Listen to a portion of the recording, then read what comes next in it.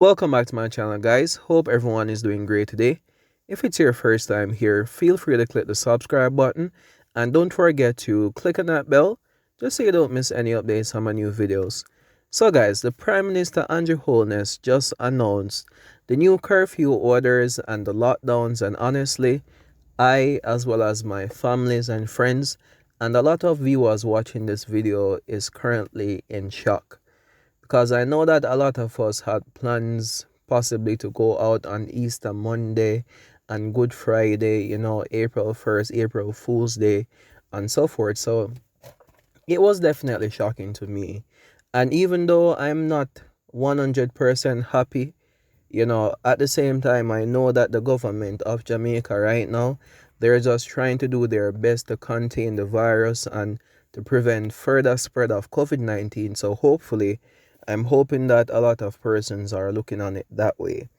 So one of the most shocking lockdown to me is that Sunday, there should be absolutely no movement on some of the Sundays. So I do have the full video for you guys just so that you guys can gather information from it and possibly write down the lockdown times and so forth.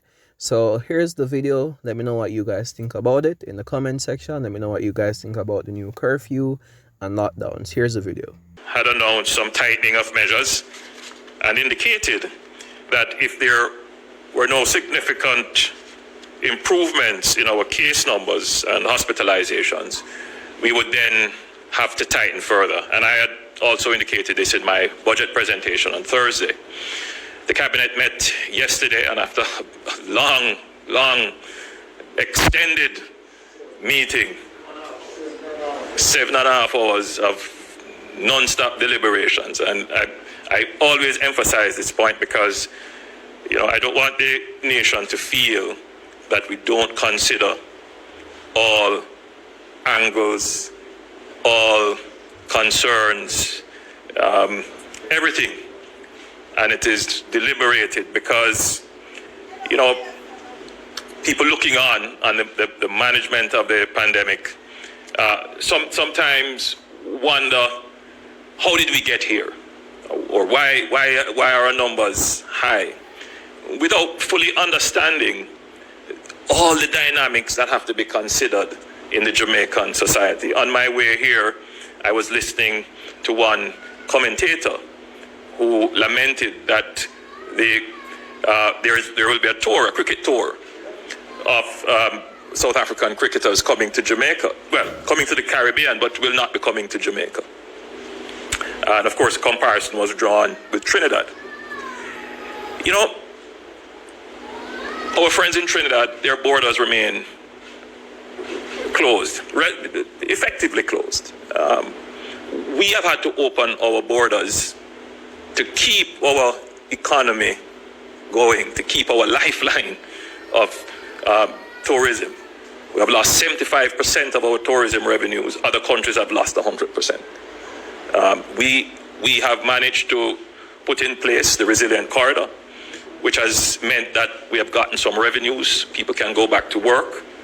And our economy has kept afloat. Over 500,000 persons have visited Jamaica since we have reopened our borders in June. Over 500,000. So the context of Jamaica is totally different from other countries that have populations far less than ours. That the considerations that we have to put into our equation to come up with our measures may not pertain in some other societies. We have to consider that if we, for example, shift our police resources into full enforcement of measures, it's the same police that we need to manage crime and other such things that the police force would have to deal with. So the Jamaican context is very much different, and so it is for every other country. So we have to consider very carefully. And then we have to consider, of course, the potential for civil unrest and social fallout. And we have to manage and balance that very carefully, because we know and we understand that people are having a very difficult time because of the economic fallout. And as I said earlier, the individual calculus of risk might not be the calculus of risk that the government has. So an individual facing loss of income, children to feed, may say, well, I am not going to restrict my ability to earn and follow all the protocols because I need to have my household taken care of. The point with that, however, is that if everyone takes action that is totally maximizing their own personal gain and benefit, whilst destroying what is in the public good or in the greater good, then when you need to access those public goods, for example, the healthcare, you will not have it. And you may not get COVID-19, but you are likely to need medical attention for your hypertension, for your heart condition, for your asthma, or your children may need it. And there are no special beds. That the beds and capacity that we're putting in, yes, we have put in new beds, but if more people come in for treatment, then we may have to take beds. Worst, doctors may have to shift focus. So the pursuit of your individual happiness and maximizing your income is destroying a public good that you will need and the society will need. If our hospital collapses, if all our hospitals collapse rather, your ability to earn income will also collapse. And I think that point needs to be understood very carefully. So I know we will be hearing the complaints about the restrictions, but at this point in time, those complaints fade into insignificance. The real issue now is protecting our health service and protecting those who are now being treated in the health service so that they can get the care to recover and then to prevent new admissions into the hospital. And that means it's a simple equation of slowing and, if possible, stopping non-essential and unnecessary movement, getting people to wear their masks, to social distance, to sanitize, and if they are ill, stay at home. And more than that, and above all else, when it is your turn, take the vaccine. So, after careful consideration and the need to restrict movement even further, except for essential activities, the following changes will be effected. From Thursday, March 23 to Friday, March 26, the nightly curfew hours will remain at 8 p.m. to 5 a.m. the following morning, ending at 5 a.m. on Saturday, March 27, 2021. So on Saturday, March 27, 2021, the curfew will begin at 12 noon and continue through the rest of Saturday and the entire day on Sunday. Let me say that again, the entire day on Sunday, and end at 5 a.m. on Monday, March 29, 2021. Please note that on Friday, March 26, 2021, workplaces will be required to close at noon, except for essential services, medical establishments, supermarkets, wholesalers, pharmacies, restaurants, and other food establishments, which will remain open up to the curfew time at 8 p.m. And this is to facilitate persons to conduct their shopping to prepare for the tighter weekend curfew. So let me go back over that again. From Tuesday, March 23, to Friday, March 26, the nightly curfew hours will remain at 8 p.m. to 5 a.m. the following morning, ending on Saturday, March 27, 2021. So we're maintaining the 8 p.m. to 5 a.m. curfew day to day up to Saturday of this week coming at 5 a.m. However, on Friday, we are going to require businesses to close their operations and allow staff to get in some shopping hours. So supermarkets and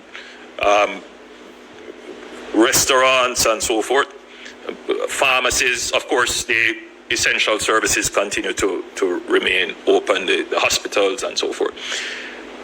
But the curfew is still at 8 p.m.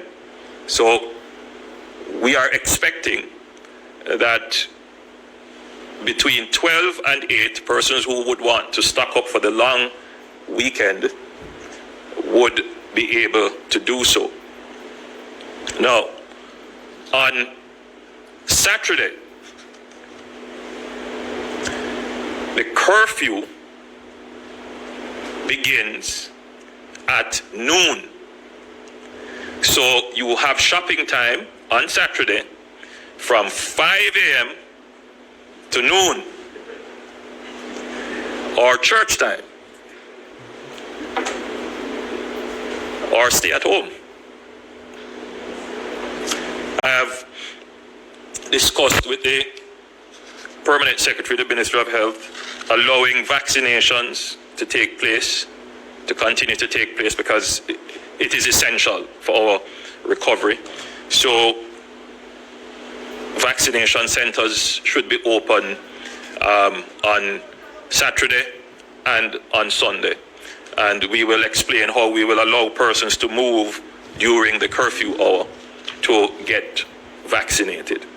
And that is not a difficulty, because it is by appointment and it will be up to a certain time in the day. Now, so the curfew then on the weekend coming starts at noon on Saturday. We go over into Sunday, and the curfew continues for the entire day on Sunday. There should be no movement for the entire day on Sunday, except those that are exempted and permitted. And then the curfew will end on Monday at 5 a.m. So we will have a lockdown essentially from noon on Saturday to 5 a.m. on Monday.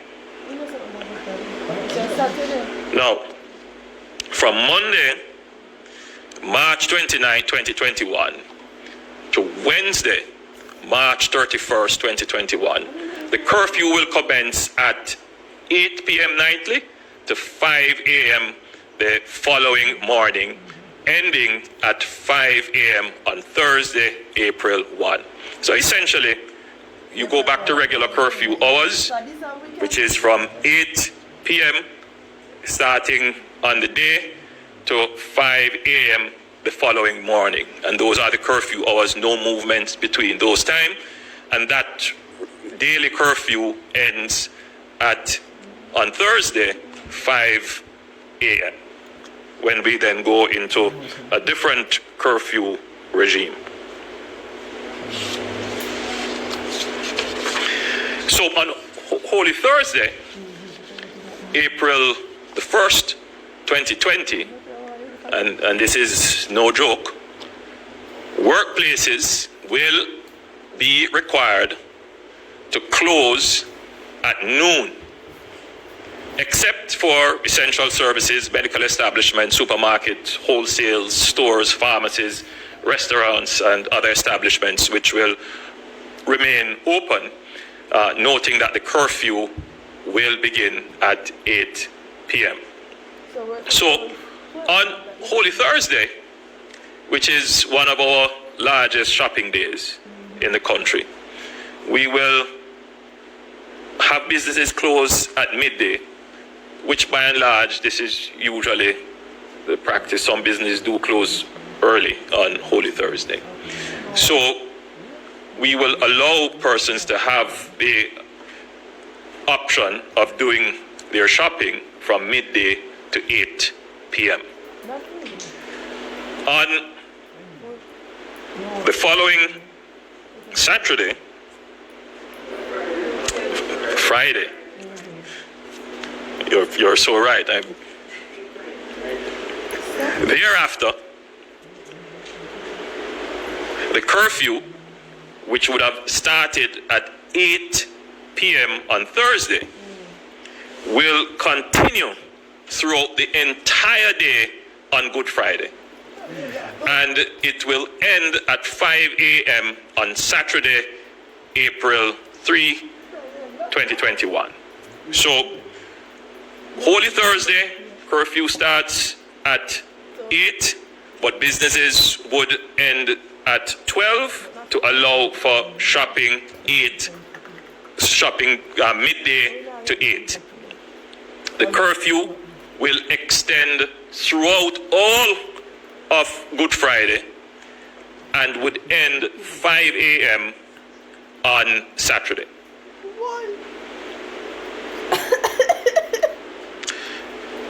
On Saturday, April 3rd, the curfew will begin at noon and continue through the rest of Saturday, the entire Easter Sunday,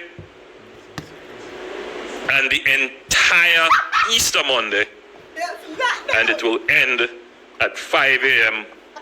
on Tuesday, April 6, 2021. The curfew will commence at 8 p.m.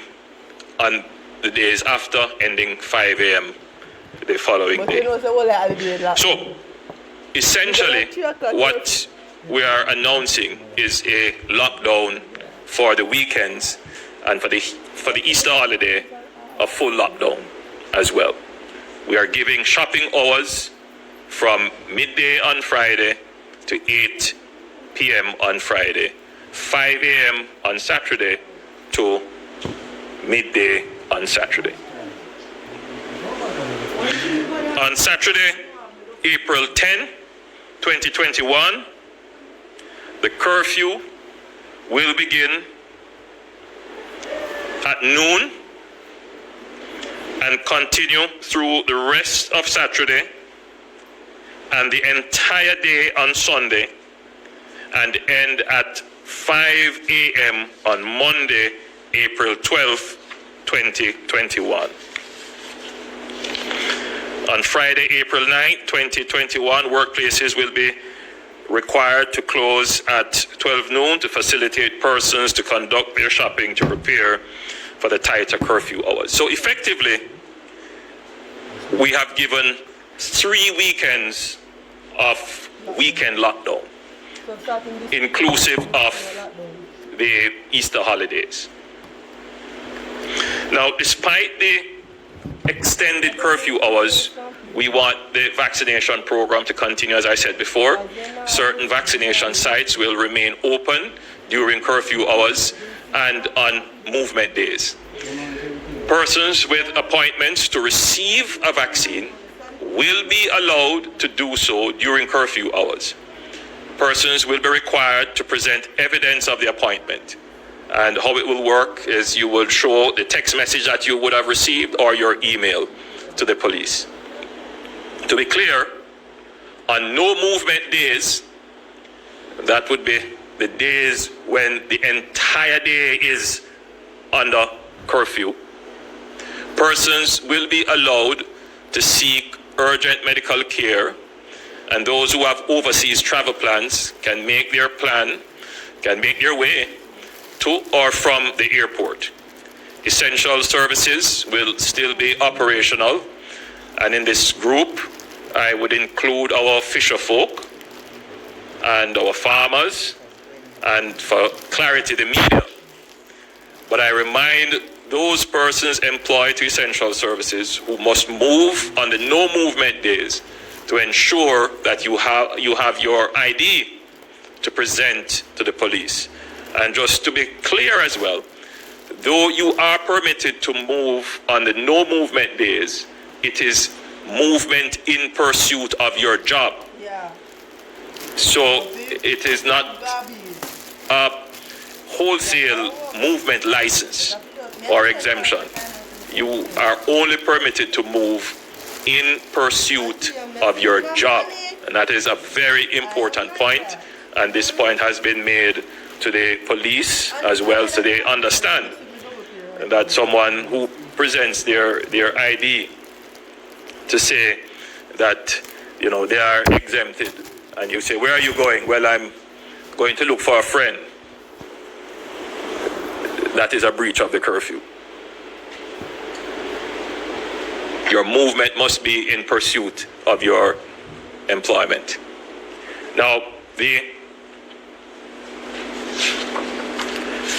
existing protocols, including the requirement for all travelers to present a negative COVID test conducted within 3 days of travel, will be extended to June 30, 2021. Let me be clear. Let me clear up a common misconception.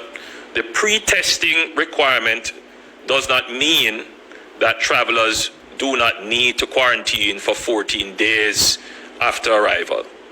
The 14 days self-quarantine period still applies, and it is extremely important that persons do so. And to add further clarity, though you may have been vaccinated overseas, when you arrive in Jamaica, the protocol still remains that you must maintain the quarantine. The existing ban on direct flights from the UK will be extended to April 13th, 2021. Travelers from the United Kingdom coming through other countries will be required to test on arrival and await the test results in state quarantine at their own cost. If the test is negative, they will be required to complete the rest of their 14 days quarantine period at home. If the test is positive, they will remain in isolation until they recover.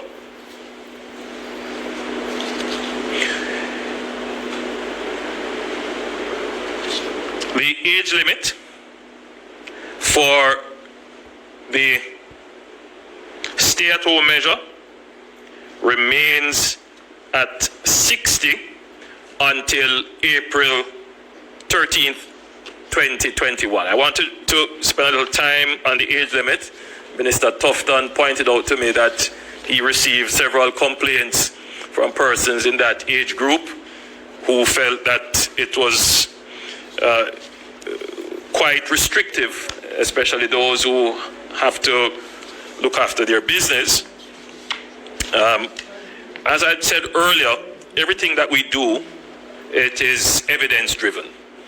And we consider it as well to be proportional, meaning that we don't employ a measure more than what is sufficient to get the result. And when we look at the statistics, and I had read that out earlier, that the age group 60 to 69, they have a case fatality rate of 3.7%. That is twice the average case fatality rate in Jamaica. And of course, as you progress in the age groups, the case fatality rate increases. So I think that measure is justified to put in place.